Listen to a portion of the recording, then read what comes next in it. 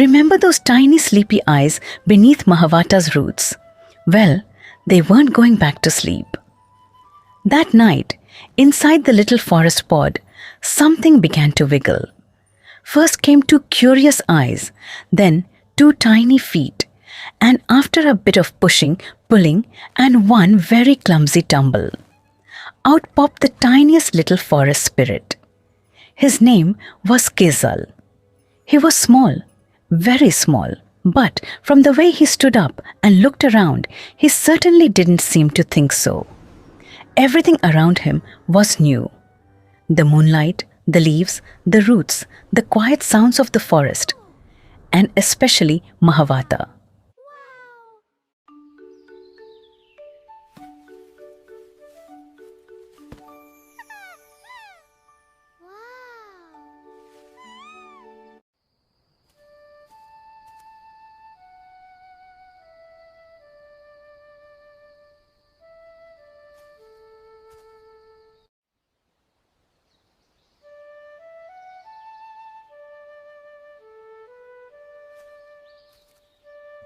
Something about the ancient banyan felt strangely familiar.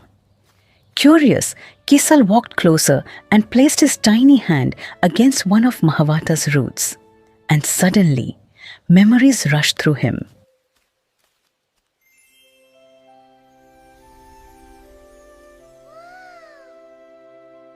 He saw the ancient nature spirits gathering beneath Mahavata.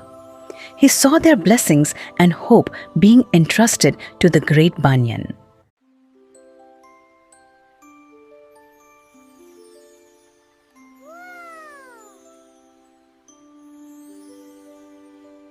Then he saw Vanin, awakening beneath those very roots. And he saw something else, a tiny fallen bird. He watched Vanin patiently help it back to its nest, not with power or magic, but with care. That small act of kindness had stirred something deep beneath the forest. And that was when Kisal's own pod had begun to awaken. Kisal slowly opened his eyes again. So, this was Vanin, the last nature spirit. But Kisal wasn't ready to trust him just yet. The next morning, Vanin happily continued exploring Anantavana, completely unaware that he now had company. Well, secret company. Whenever Vanin walked ahead, Kisal followed behind. Whenever Vanin turned around, Kisal disappeared. Behind a leaf. Inside a hollow root. Up on a branch. For someone so tiny, he was surprisingly good at not being seen. Kisal had already made up his mind. Before trusting Vanin, he was going to watch him very carefully. Vanin soon reached a beautiful place called Blossom Orchard. It was peaceful, bright, and full of flowers and seeds. At least, it was peaceful for a few seconds.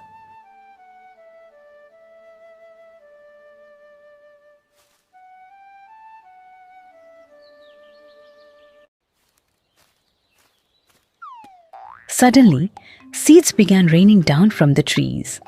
One bounced past Vanin, another landed near his feet, and one rolled right underneath him. Before he could understand what was happening, a little squirrel came racing down from above. This was Suri, an Indian palm squirrel and one of Anantavana's most enthusiastic seed gatherers. Suri loved collecting seeds, climbing trees, finding tiny forest treasures, and helping whenever he could. He also had one small problem. His fluffy tail seemed to have a mind of its own. Today, however, Suri wasn't collecting seeds. He was looking for them. 3 of his carefully hidden seed stores had disappeared. The first one was empty.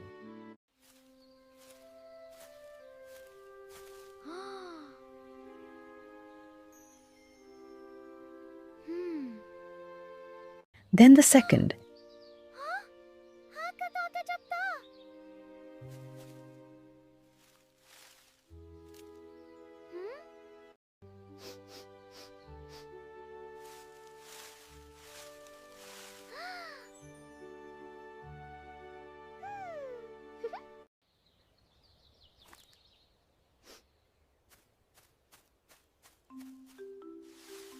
and then the third.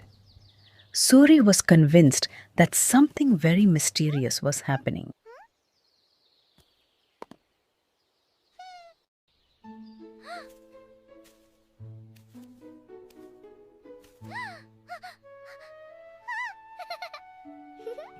Maybe there was a seed snatcher hiding somewhere in the orchard. Vanin wasn't so sure. Instead of guessing, he quietly began looking around. He gathered the loose seeds before they rolled away and placed them safely into his pouch. But from a branch above, Kisal saw this. He watched Vanin putting seeds into the pouch, and his little eyes narrowed. Hmm, maybe Vanin wasn't as kind as everyone seemed to think. So Kisal kept watching. Meanwhile, Vanin started looking for clues. The soil near the empty seed stores was damp. A thin, wet trail crossed the ground.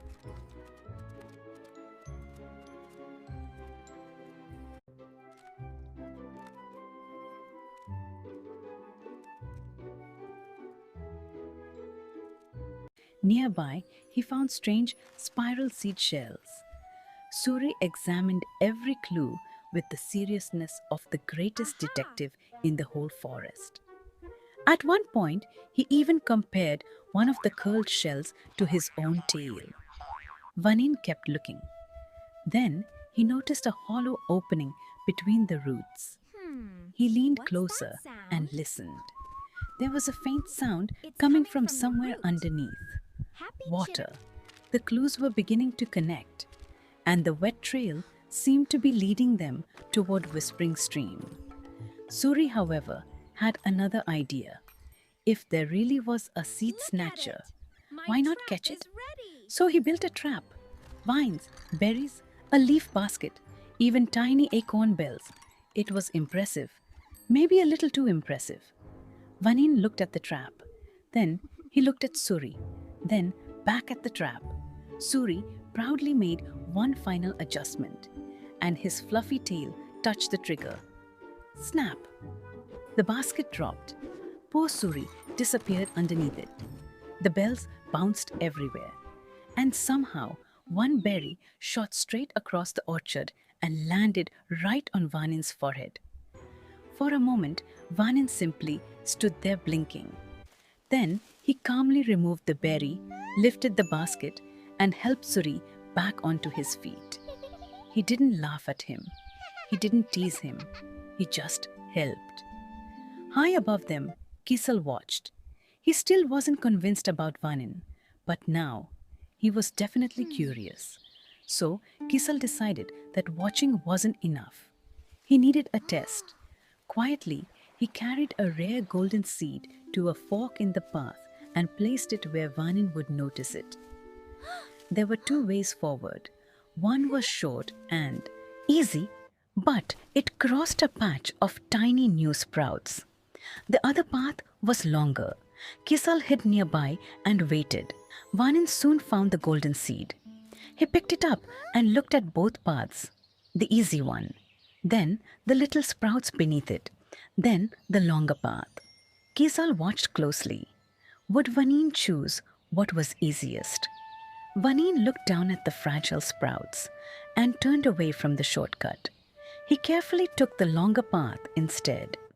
And when he found a safe patch of earth, he gently planted the golden seed there. Behind the leaves, Kisal stared. That was not what he had expected. Vanin and Suri finally reached Whispering Stream. There, between stones and tangled roots, they found the missing seeds. Now the mystery was starting to make sense. The damp soil, the spiral shells, the hollow sound beneath the roots. The seeds had been moving through little underground water channels. But suddenly, Suri became very quiet. There was something he hadn't told Vanin. Suri had moved all three seed stores closer to the stream. He had been trying to save time because he wanted to manage everything by himself. He thought he could gather more, carry more, and do everything faster if he handled it alone. But when the seeds disappeared, he felt embarrassed. So, instead of asking for help, he imagined that a seed snatcher had taken them. Vanin didn't laugh. He didn't blame him. He didn't even look disappointed. He simply sat beside Suri and listened. Sometimes that is all a worried friend needs first. And hidden among the leaves, Kisal noticed that too. Now that they understood what had really happened, Vanin and Suri could finally solve the problem together. Suri climbed high into the branches and watched carefully. Whenever underground water moved, certain leaves and branches trembled slightly. From above, Suri could see the pattern. Vanin followed those clues from the ground. Together, they placed smooth stones, broad fallen leaves, and loose vines in the right places, gently guiding the water toward a safer route. They worked carefully. No rushing, no forcing, just teamwork. Almost everything was ready. Almost. One tiny pebble was still blocking the flow. Vanan didn't see it. Suri didn't see it. But Kisal did. From his hiding place, he gave the pebble the smallest little nudge. It rolled aside, and the water began to move. Neither Vanin nor Suri knew that someone else had just helped them. Then Vanin placed his hand gently against the earth. He had already searched. He had already thought. He and Suri had done everything they could. And only then, the forest answered. The heart of the banyan began to glow softly. A warm golden green pulse moved beneath the soil. For the first time, Vanin could feel the living seeds nearby. Not every seed in the forest, not because he controlled them, but because nature was choosing to guide him. He could sense where the trapped seeds rested and the direction they needed to go. Then something beautiful happened. The hidden seeds began to rise. First one, then a few more, then dozens, then hundreds. They drifted gently through the roots and into the warm sunlight, swirling around Vanin and Suri like tiny pieces of the forest coming home. Suri could hardly believe his eyes, and Vanin simply smiled that life was ready to begin again. Suri stood beside Vanin, happier and calmer than before.